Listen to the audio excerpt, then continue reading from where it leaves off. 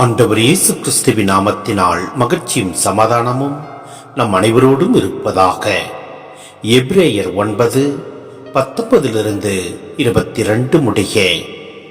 திருச்சட்டத்தில் உள்ள கட்டளைகளை எல்லாம் மக்கள் அனைவருக்கும் மோசே எடுத்துரைத்த பின் கன்றுக்குட்டிகள், வெள்ளாட்டு கடாக்கள் இவற்றின் இரத்தத்தை தண்ணீரோடு கலந்து கருஞ்சிவப்பு கம்பளி நூலால் கட்டிய ஈசோப்பு செடியால் உடன்படிக்கை ஏட்டின் மீது மக்கள் அனைவர் மீதும் தெளித்தார். தெளிக்கும் போது, கடவுள் உங்களோடு செய்துள்ள உடன்படிக்கையின் இரத்தம் இதோ என்றார். அவ்வாறே கூடாரத்தின் மீதும் வழிபாட்டு கலன்கள் அனைத்தின் மீதும் அவர் இரத்தத்தை தெளித்தார்.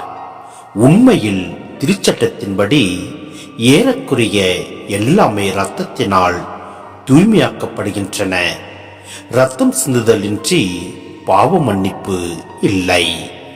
சிந்தனை: இங்கு எருசலேம் ஆலயத்தின் வழிபாட்டையும் நம் ஆண்டவர் இயேசு கிறிஸ்துவின் புதிய வழிபாட்டு கொண்டாட்டத்தையும் ஒப்பிடுகிறது.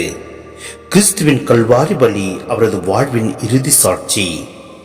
எருசலேம் ஆலயத்தில் பலியான விலங்குகளின் சாவு, இரத்தம் இவை அனைத்தும் அடையாளங்களே. இன்றும் கிறிஸ்துவின் பொருட்டும் இறையாட்சியின் பொருட்டும் பலியாக்கப்பட்டு சாவு ஏற்கும் தூயவர்களின் இரத்தத்தையும் கிறிஸ்துவின் பலியோடு இணைத்து பார்க்க நமக்கு உரிமை உண்டு என இயேசுவே உணர்த்துகிறார். மத்தேயு 23:35 மற்றும் திருவெளிப்பாடு 6:9 நாம் பார்க்க முடிகிறது. எனவே நம் வாழ்வில் ஏற்படுகின்ற எப்படிப்பட்ட கஷ்டங்கள், துன்பங்கள், வேதனைகள் இருப்பினும் நம் நம்பிக்கையில் உறுதியோடு இருப்போம்.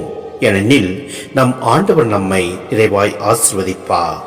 இரத்தம் சிந்துதல் இல்லாமல் பாவ மன்னிப்பு இல்லை என்பதை நம் மனதில் வைத்து நம் ஆண்டவரோடு இணைந்து வாழ்வோம். எல்லாம் அல்ல இறைவன் நம்மை நிறைவாய் ஆசீர்வதிப்பார். ஆமேன்.